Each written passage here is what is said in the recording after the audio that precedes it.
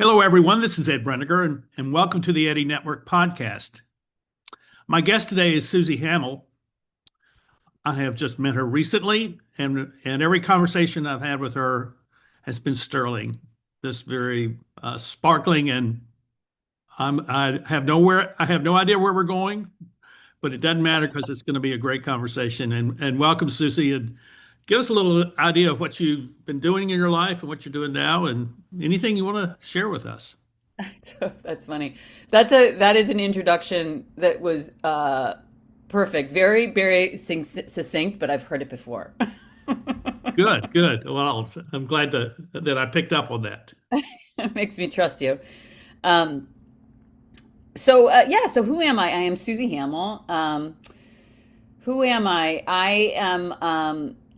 I'm a dragon tamer, I would say, right now, if to use metaphor. So I'm at a point in my life where I'm trying to I'm a dragon tamer, and we can get to that later. But I grew up I'm one of four daughters. My parents have four daughters, and my folks are. I often say my dad is a banker and my mom is an artist, and between the two of them, I think I found my dharma. And I grew up in a world. My parents were very focused on human rights and business. I would say that was the kind of the story of our lives. That, like, you know, whether you're an artist or a banker, your job's to serve humanity. And so my sisters and I, we grew up like wild children. Like, my mom, raised us pretty wild. And I grew up as an artist and a musician, I would say. I'm a singer, and that's how I start off. And I grew up with dreams of becoming Maria Callas, at the Met. I was thinking that I would become, an opera star. But that whole dream came to a halt when I realized I was not going to be able to survive through my talents of opera singing. So I ended up going into the world of design and finance and the internet. And I spent a lot of time in Boston. Not a lot of time. I spent my life in Boston, essentially, at the emergence of the internet. And it was an incredible playground, I would say, for tech and design and finance and medicine as well. And I was part of the Boston Globe's experiment to go get into the internet and the web, and that was in 1995. And as soon as I got latched on to a bunch of really smart people at the Boston Globe, I was like, "This is it! I've found the magic. Like, I want to be part of this." Mhm. And I saw the revolution, information revolution that was coming, and I was like, I'd like to be part of this. And so, yeah, so I basically spent 20 years in finance and tech. Ultimately, I spent 17 years at Fidelity Investments, which a lot of my friends who are incredibly creative or not so creative, they'd be like, "What are you doing at Fidelity Investments?" But it was an incredible, perfect place for me to be. And we can get into why that is. But I was able to kind of apply, I think, my parents' mindset around, human centered, systems development, let's say, and using, all the forces that you have to kind of create a world that you believe in, at Fidelity. And I'm very proud of the time that I spent there and that organization. And then when it was clear that that that women that well, when Hillary Clinton lost the election, I was like, I got bigger fish to fry than being at Fidelity Investments. So, and I had a son at the time. I have a son, and he was 12, and I was like, I got to focus on my kid, and developing a world in which boys are loved and respected, and women are loved and respected. But I really wanted to focus on my son, helping to be in a world, helping him to be in a world that was really weird. So I left Fidelity and went out on my own, and I've been on this kind of amazing adventure. Some high highs and some low lows to kind of ride the dragon that is, I would say, the middle journey of my life. Sounds exciting. Yeah, it's a good story. I mean, I got dealt a nice hand at cards, I would say. Well, it sounds like you were raised to be not just creative in the artistic sense, but creative in the whole life sense of being willing to change and go in different directions. Um, I don't know if it's at a drop of a hat, but in a certain sense, it sounds like there's an aspect of that where you come to a point of a junction, or crossroads, and you say, "I'm not going straight. I'm going to take a left, or I'm going to take a right. I'm going to go different. I'm going to go a different direction." Is- Yeah, yeah, I think that's yeah. I think I've I've had some experiences in my life that that are not not some some health issues that kind of put me made me realize that, like, you know I needed to, when my instincts tell me that something is not going the right direction, um, I need to move. Like, I need to go in a different direction, and it doesn't mean run in another direction. It just means move, like, outside of the herd.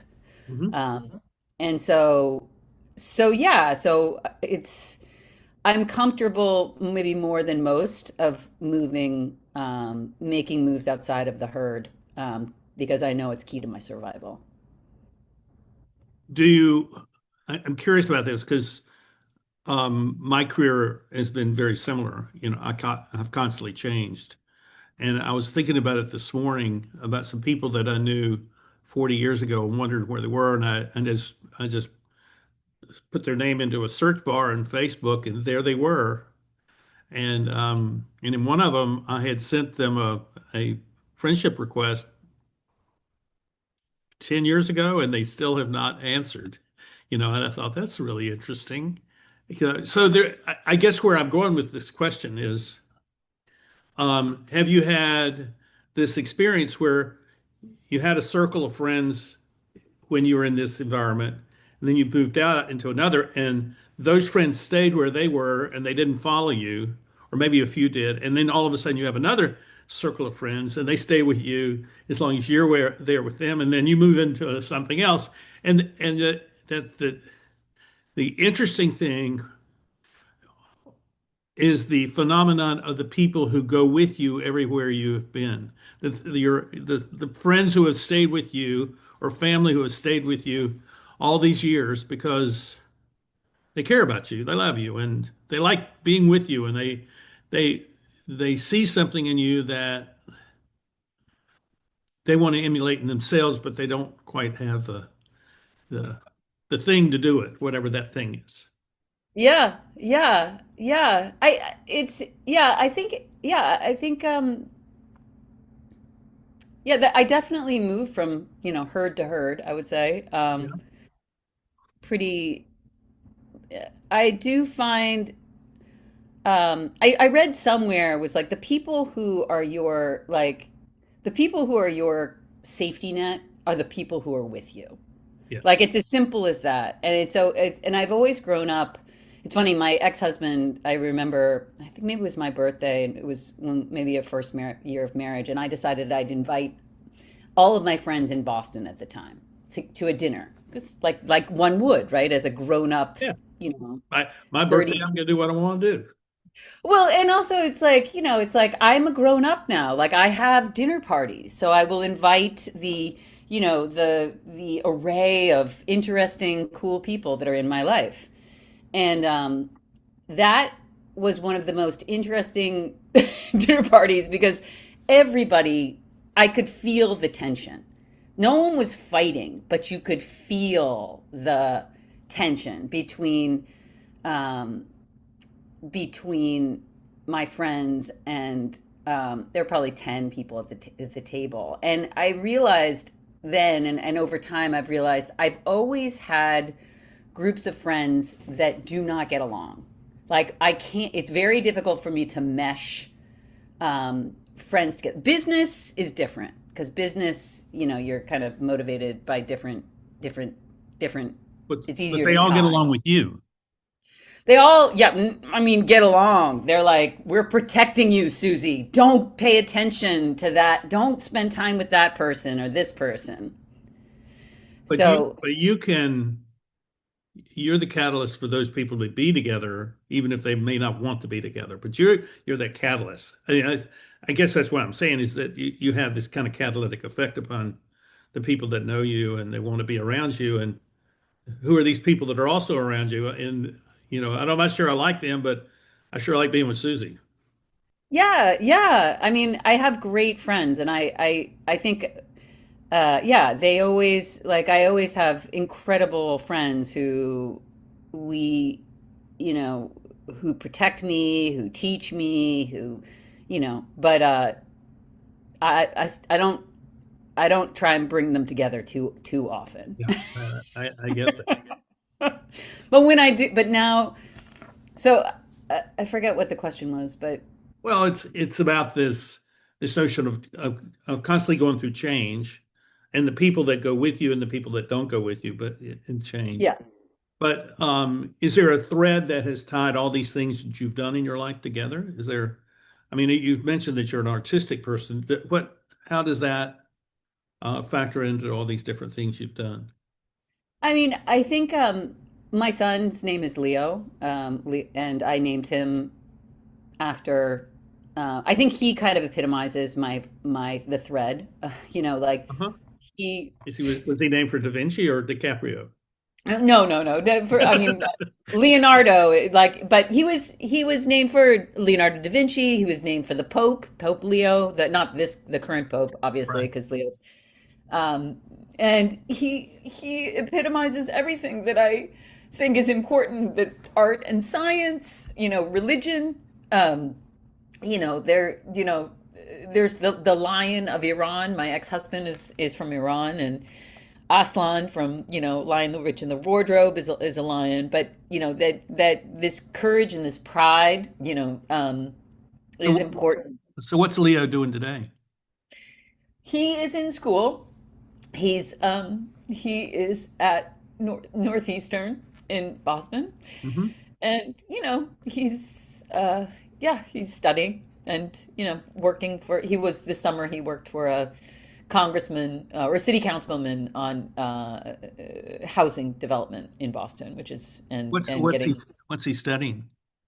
He hasn't decided, and I kind of hope that he never totally, but he wants to study probably politics. He's a social justice. Um, he's very focused on social justice, as you might as you might So he's imagine. the third generation in a row that has valued that. Yeah, Your and I think parents and you, and then him. and his father as well. I mean, his father is Iranian and grew up in Iran, and their family was very much. My father's, banker. My ex-husband's father was in the Air Force as as a doctor and had a clinic, and they witnessed things during the revolution there, just in terms of and so uh, their family is very focused on human rights and on a totally different scale, on a different level. But so Leo gets it from both sides. He gets it from both And this sides. is a tough time to be connected to Iran in any manner. So yeah. I guess so. I mean, it's like it's a tough time to be connected, period. You know what I mean? Like, I think in a way, uh, what I've always found, at least being connected to Iran, is that we think of ourselves here in the US as being so evolved, and so there's this kind of holier than thou, we're feminists, we're, democracy, and I think, well, from when you kind of get a more intimate view of another culture, you start to realize how it's helpful to be connected with a different culture that's on the other side of the fence, because it makes you realize, the maybe the myths that you have, that are deluding you. Yeah. Oh, I totally agree. I totally agree with that. And that's why it's important to go be there, visit, build relationships with people who are not like you, and yet have some commonalities that we all can share. And I got this thing that I talk about a lot, which is the two global forces. I won't go into the details of that, but it's the difference between globalization and local communities in the most basic sense of that. And I know people, and a lot of it because of this podcast, I know people all over the world. I probably have talked to people in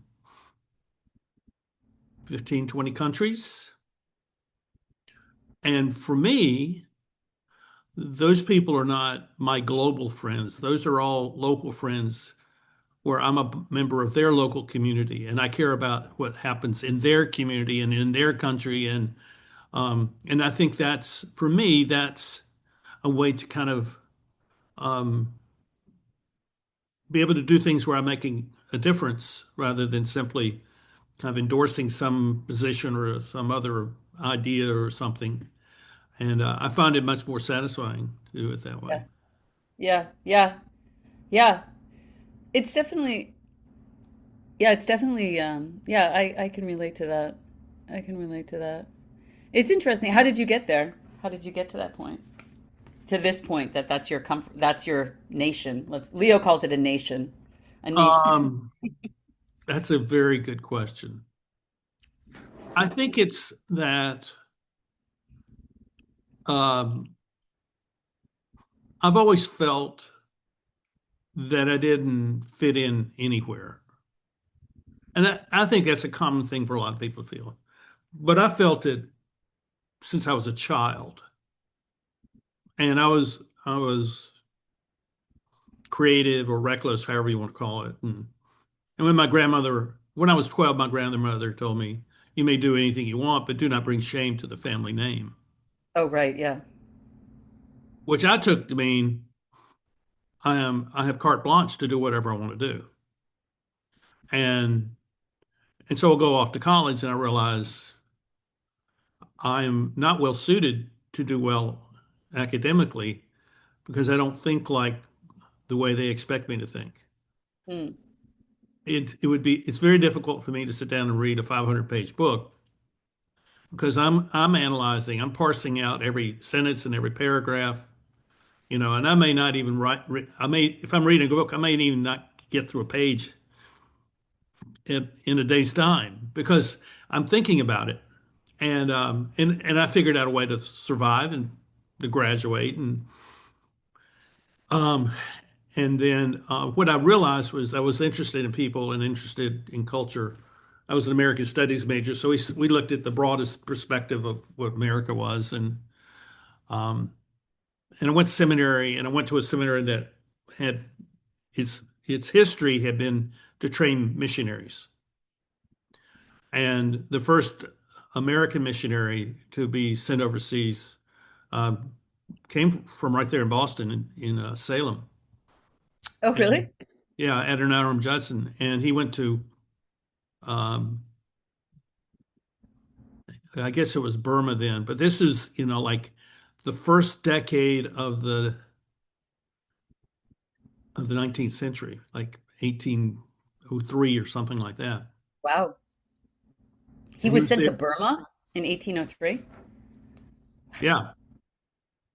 He went by himself and he spent 30 years there and he had three converts in those 30 years. And, that's that sense of going out and without expectation and without um, the requirements of being, quote, successful in the way the world was very appealing to me. So when I graduated, during my time there, I did courses in urban ministry, and I did a course on um, mission work overseas. And part of that was a team that went to Pakistan in 1981 to do refugee work. And we spent 2 months there traveling around the Northwest Frontier Province and the province over near K2, looking for Afghan refugees that we would then, or Central American, Central European, Central Asian refugees, say from the Soviet republics who were fleeing, like Kyrgyzstan and places like that, who were looking for a place to live, and they were fleeing Afghanistan where the war was going on. So we we provide them food and clothing and shelter, which would be large tents, and in some cases the people that were our hosts would build a relationship with them where they were trying to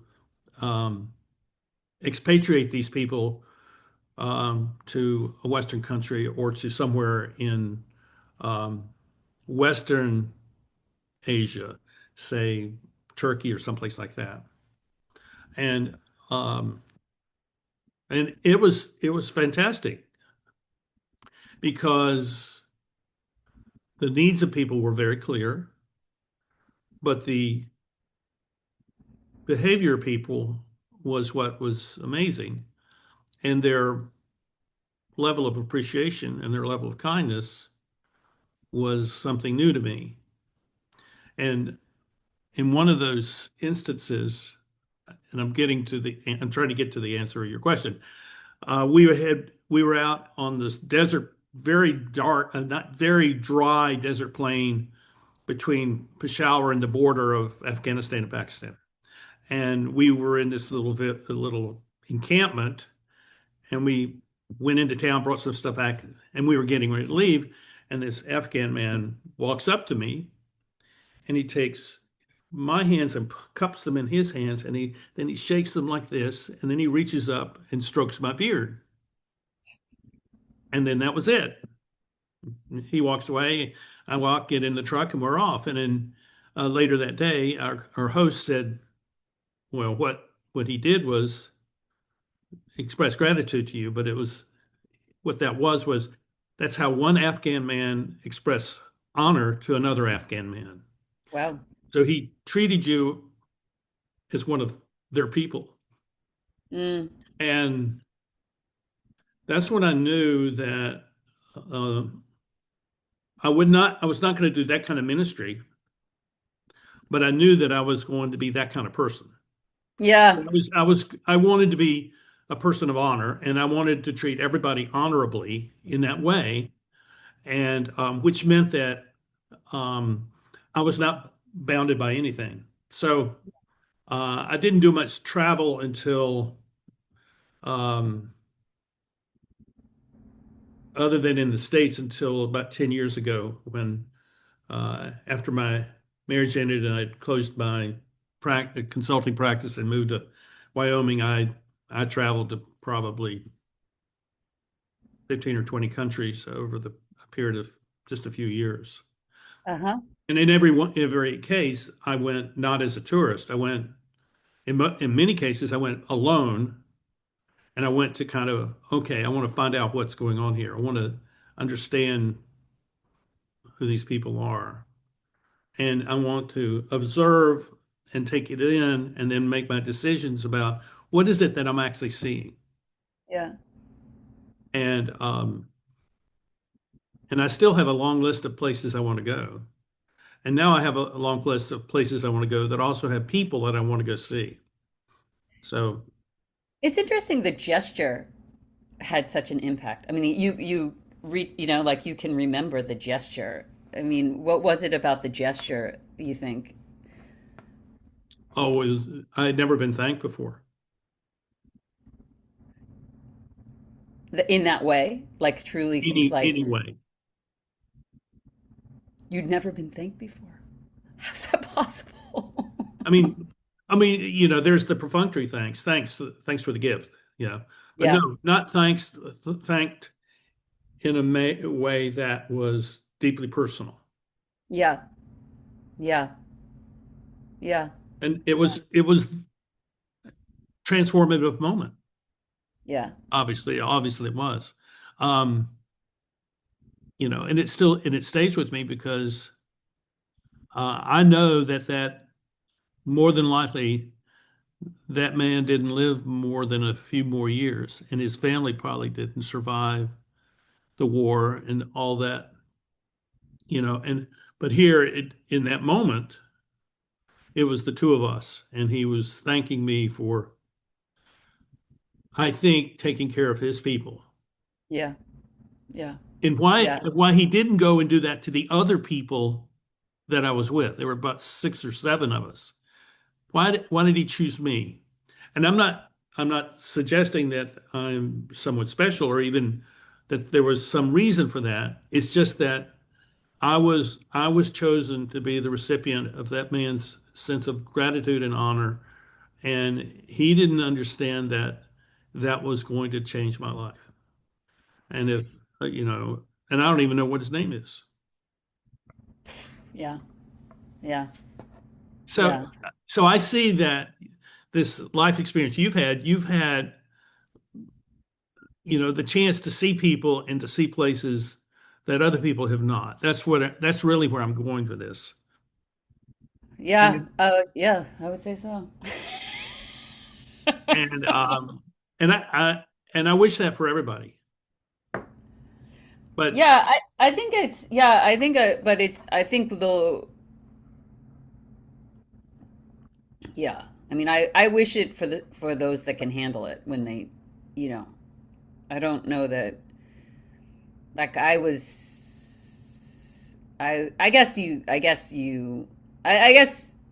it's like that parable about the Chinese farmer, something happens and it's like, oh, that's good. Well, we'll see, or that's bad. We'll see. Like I think my yeah, experience has been, yeah. you find yourself there have been some scary experiences in my life that, gave me the most strength. Hmm. Uh, and I wouldn't wish them upon I wouldn't wish them upon a lot of people. So I think but they gave me strength. Yeah. Well, but that's part of your personality, I would say, is who you are. You have that capacity to take something difficult and challenging and turn it into something that has some value. Yeah. And I would say it's difficult, challenging,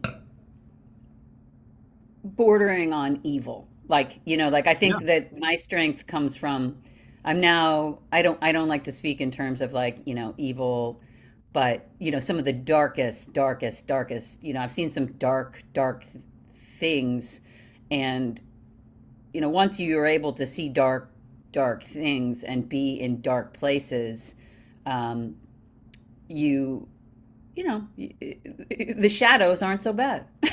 You know what I mean? Yeah, I totally agree with that. And kind of the way I view that is I see what that is at a distance, and I want to walk up to that and establish my boundary that I'm not going to cross so that I will never be that person, but I want to get as close to that as I can so that I understand it.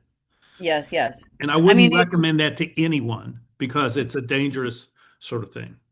yeah, yeah, I think, and I think it's funny. Conan O'Brien I think we talked about this. He has this, speech that he gives at Dartmouth, Hmm. graduation speech, and he talks about how he gave a graduation speech at Harvard a few years back. I think it was like 2001 or something.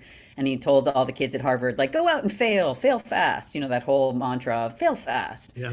And then, at Dartmouth in 2000 and I don't know when it was, 2010 after the financial crisis, and then he didn't make it to the late night show or whatever.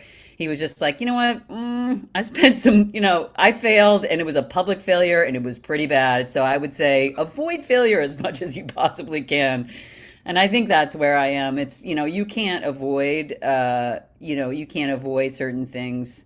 You can't control what's going to happen to you. But if you can, I used to tell a lot of people I was the person who was like, I was in Boston, working for Fidelity. I was a white girl with blonde hair, with a family in finance and art. And, you know,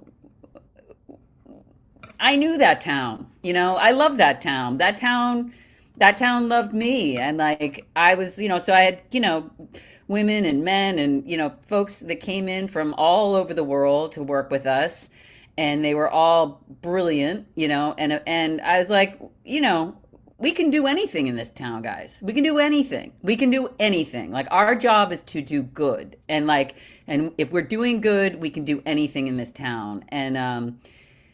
And I think it's funny because one of my friends, I mean, I think I think that now, after some of the experiences that I've had, you know, you can be beloved by a town, but that town may not be able to protect you all the time. Hmm. Yeah. Oh, yeah, definitely. So, like, I think I kind of subscribe to the Conan O'Brien thing now, where it's like, fly high, but stare, be clear on what your altitude is. Well, I just say, go do whatever you want, but just watch your money.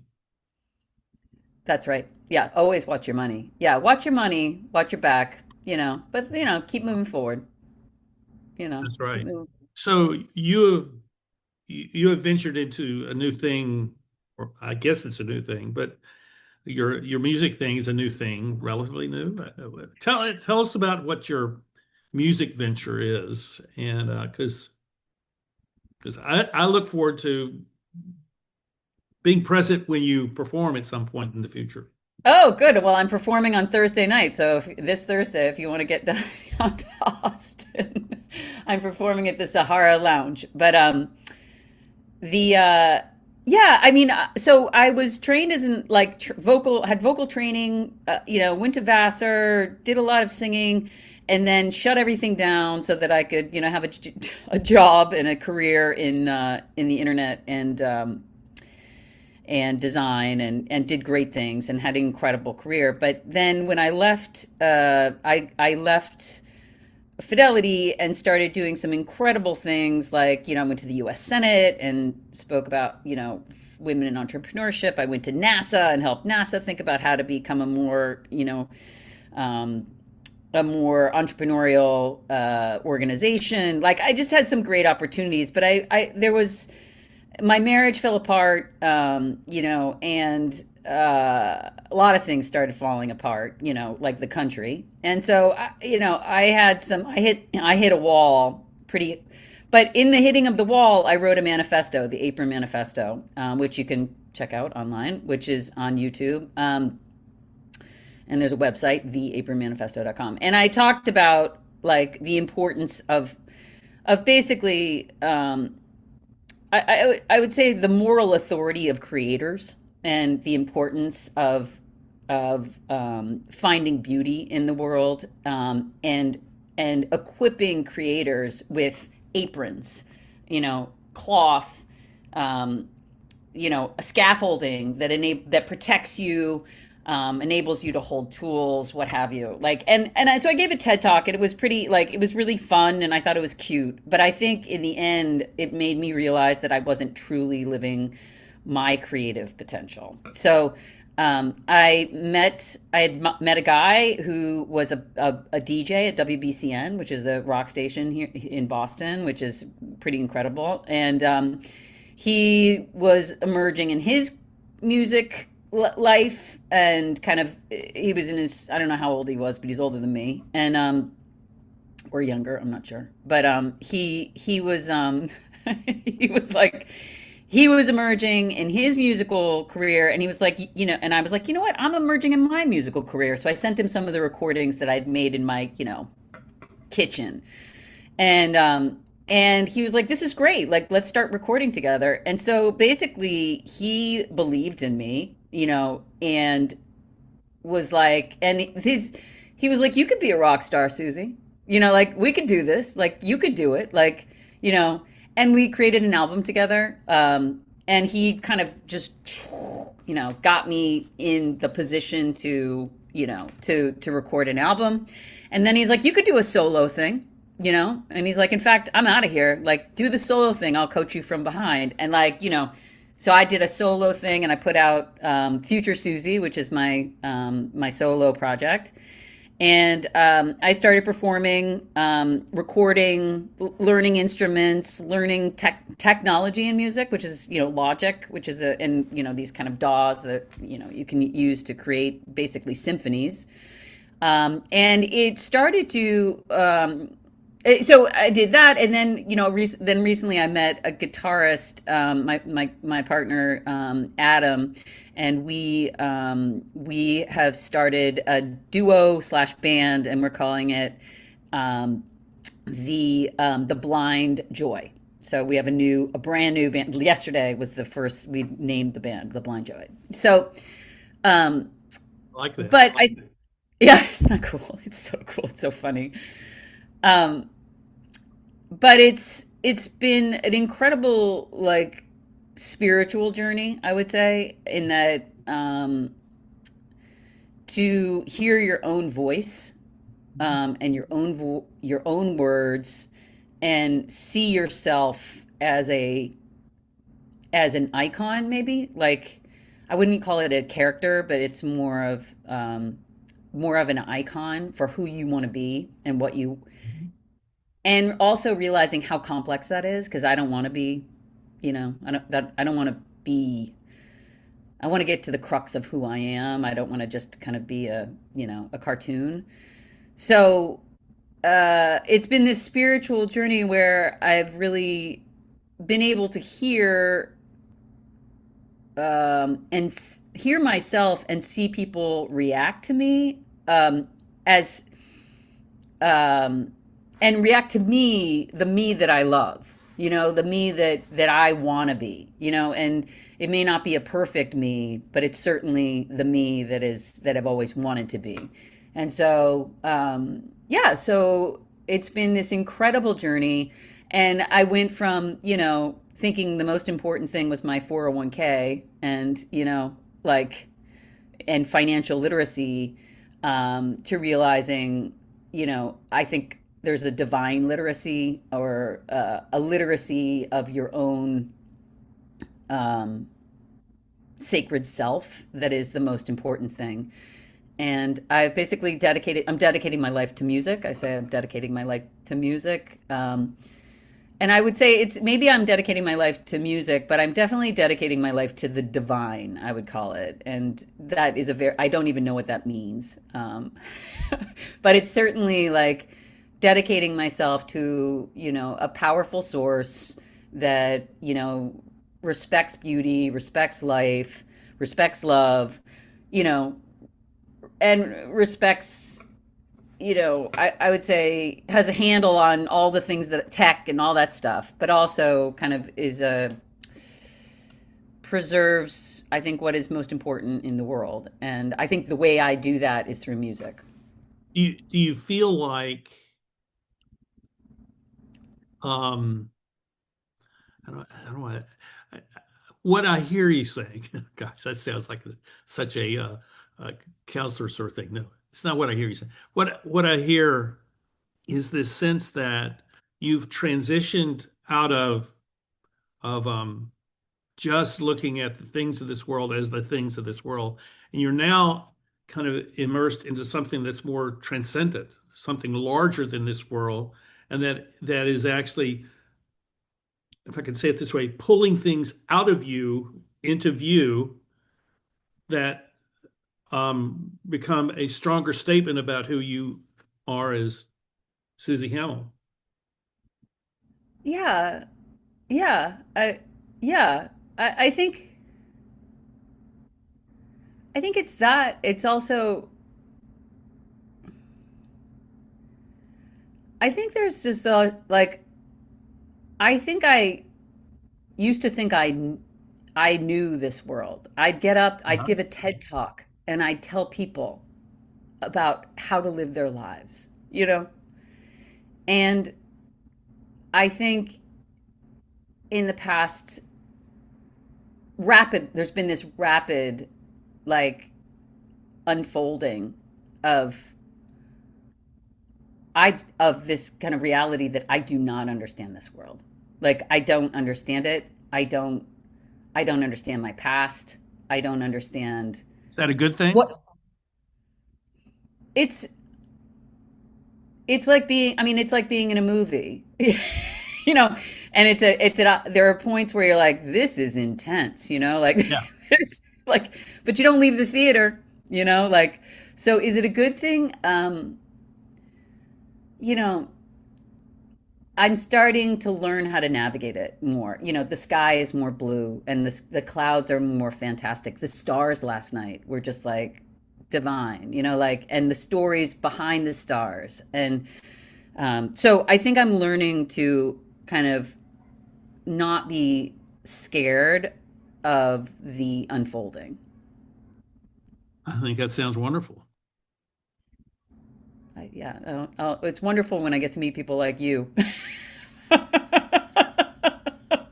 I think that lots of people desire that, what you've just described, but don't know how to get there.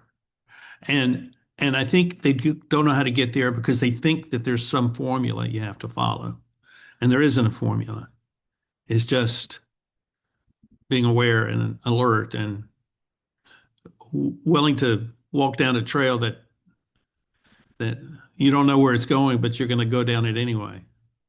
I think it's also being able to, I think going back to to lies, maybe, or ambiguity. I think I grew up, at a dining room table where my family was very Catholic. We were Irish Catholic. My dad was very much involved in the church, and we would go to church every single Sunday. I was a Eucharistic minister. We were in it to win it. Went to the pancake breakfasts. We were there, front row every Sunday. We considered everybody else tourists in the church. Oh yeah, I know exactly what you're talking about. And any cathedral I go to in the world, I'm like, this is home. This is my home. Like, this is my home. I truly believe it. And, um, but growing up at that dining room table, my mom would tell us, you know, don't ever join a cult. Never join a cult. Watch out for the cults. Watch out for the cults. And like, what was the Catholic Church? It was the biggest cult, the most successful cult in the world. So I think one thing that I've been able to, all my life do is navigate a level of extreme ambiguity, so that it's like I'm surrendering. I don't know if it's good. I don't know. Maybe I'd be better off if I just was surrendered entirely. But I think there's um, I've always been aware of the ambiguity of what people tell you and say to Isn't you. that great? They're too. I'm aware of the same thing. I mean, I love it, and this is why I love it, because if there's ambiguity in a person, it means they're not definitive yet, and they can be invited to go in a direction which is better for them that they cannot at this point see. And that's why I really like change and transition and ambiguity and chaos. I love all this stuff because it when you decide that you are a free person and that you're not obligated to anything of supporting anything that has happened in the past, that you're just free, then you can embrace that freedom and you can embrace that ambiguity and go in places. I mean, I would never, I mean, even if we go back to 2012 and the day that I moved out of the house and we were headed towards, my wife and I were headed towards a divorce, I could never have imagined being where I am today. And all that has happened in the almost 14 years that has transpired because I was locked into a certain frame of reference, and the marriage was that frame of reference, and the children were that frame of reference. They were out of the house now, but I had a consulting practice, and I had that was my frame of reference. I was doing a lot of church work as a consultant, and it was my frame of reference. And all of a sudden, it all went away. Not just the marriage, but the consulting work went away, and the nonprofit I was running went away, and I went through these three losses, and then I took 2 years and I pastored a church, and then realized that that's not what I need to be doing. All of a sudden, I was absolutely free, and I could go do anything I want, and I didn't know what I wanted. Yeah. And I'm sitting in my apartment in Asheville, North Carolina, and this was the first week of November of 2014. And I'll remember it for the rest of my life. I said, if I'm going to do anything with the rest of my life, I have to move. I think I'll move to Jackson Hole. It was that quick. That was that quick of a decision. And the following week, I was in Jackson Hole and I put an offer on a condo. And 2 months later, closed on the mortgage. And a month later, I had moved there. All bang, bang, bang, bang, bang, all without a plan, without knowing what was coming. What do you think? What was it that yeah? What was that drove you? I mean, what was the sensation that you had when you decided on Jackson Hole? I love this place. I want to be around it. I want to be in Yellowstone National Park every week of my life. I'm going forward, which never happened, which didn't happen. Um, I love mountains, and I love the West. I like cold weather. I like snow. I like all those things, but I felt the freedom. I felt a freedom that where I couldn't lose, I guess is what I felt. I couldn't lose. That's great. I love it. Because I had already lost everything Yeah. in a certain Yeah. sense. It was, Well, that's the thing that I think is the hardest thing right now. I think like is the question that's like the movie or well, the movie Arrival and Love is a whole question. But then, it's the whole question of attachment, like y- you know, like what does it like like attachment to humans, very difficult. Like what to do about the attachment to humans. There's a part of me that is like I want a force field around me so that I don't. But then there's an attachment to place, and there's just attachment. Like how do you deal with attachment? Like when you've found this freedom, how do you deal with the attachment? I feel an attachment, but my attachment is not a possession. It's it's a it's a connection. It's a relationship. And my deepest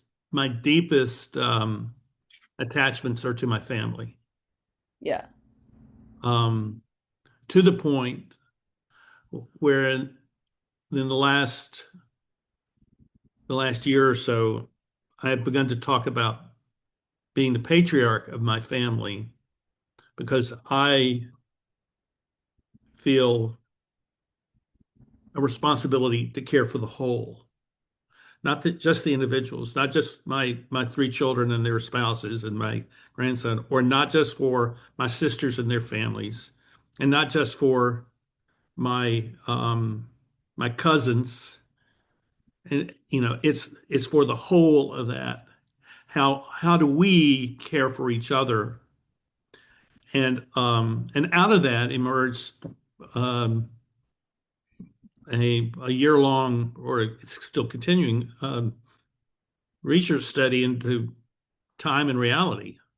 And what I discovered was that time is really manifested through generational memory. We remember things, and some of the things we remember were things that were shared with us by those who came before us.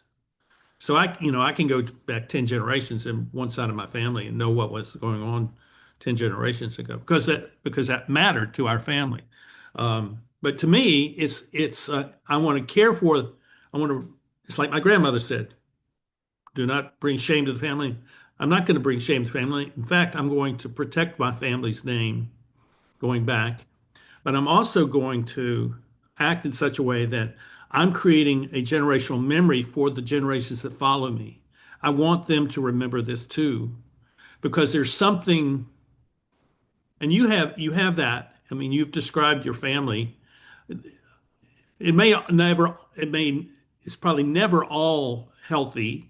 It's always complex. It's always ambiguous. Okay, let's put it in those terms. But it's there That's nonetheless, highly.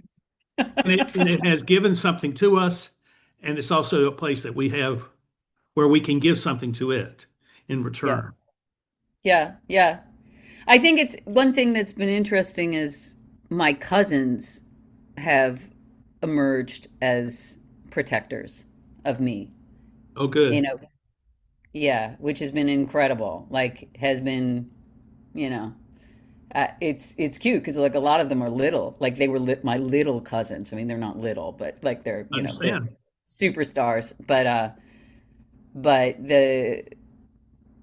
and then my older cousins who I really didn't even stay in touch with, like have have reached out to me, and it's interesting how it's the littlest things. It's like it's not even little. It's, my cousin Jimmy, after I got out of the hospital, sent me packages of just stuff, like, and I hadn't talked to him for like 20 years, like, and he sent, with funny letters and emotion and It mattered. glitter.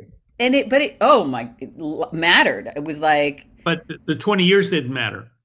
It oh was yeah, he was no. always present. He was always present with you, even though you weren't together. Yeah, and yeah, he was always present in my mind, and he's my godfather's son. Like, so, and I love my godfather, and so it's like whoever he is, he's in my, Yeah, like, I get it. Yeah. and that he was, sending me, you know, like that was it was significant. It was significant. So let's, we're coming to the end of our time, and I want to ask you one question.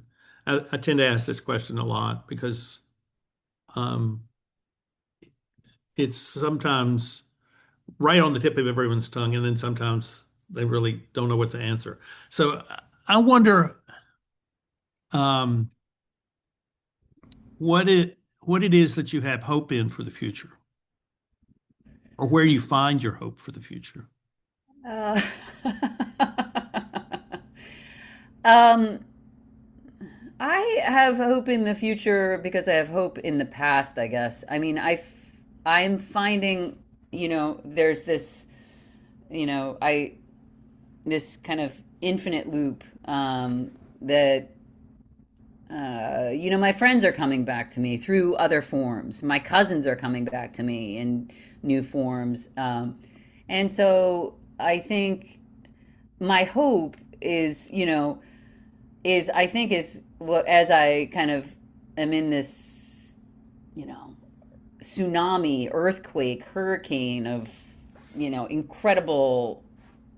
That I think the hope is that, like, you know, what is old is new. These stories, we're living out the stories of the past, and we will continue to live out these stories. So if I just stay, the more still I can become, and I know this as a vocalist, the more still I can become, the more resonant my voice is. And so the more still I can become at the center of this infinite loop, Mhm. um, the more I think it's just the more beauty I will see, and the more beauty I will see, you know.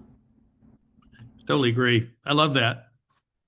particularly as I'm a singer now, singing in the church choir, and we do pretty sophisticated stuff. So way beyond me, but I'm learning. But you're right. It's exactly that way. So, well, thank you, It's Susie. Yeah, Appreciate thank you you very so much. much, Ed. Yeah. And to all you in the audience who are watching and listening to this, I hope that you will take away from this a sense that your life is not already set and that there's no place to go other than just to exist until it's over. I hope that you will see that what we have both shared with you is that you can change and you can find the capacity to change, that frees you to be all those things that you know down in deep inside are true for you, but maybe no one has ever pointed it out to you or encouraged you. So let us encourage you to go discover something that allows you to feel the freedom to do something new. And if you do, then let me know because I would love to hear about it. And because if we can all do that, then the world will be a much better place. I'd also add to that, Ed, like, I think the one thing that I've discovered is love is, in the end, love is wins. So if you love someone or something, even if you're like, I'm not going to get anything back from this, like, but if you love it, Mhm. go forward. Go towards the I love. agree. Totally agree. Go There towards the you go. love. That's the last word. And thank you all for watching. And we'll see you next Thank time here on the Eddie Network podcast.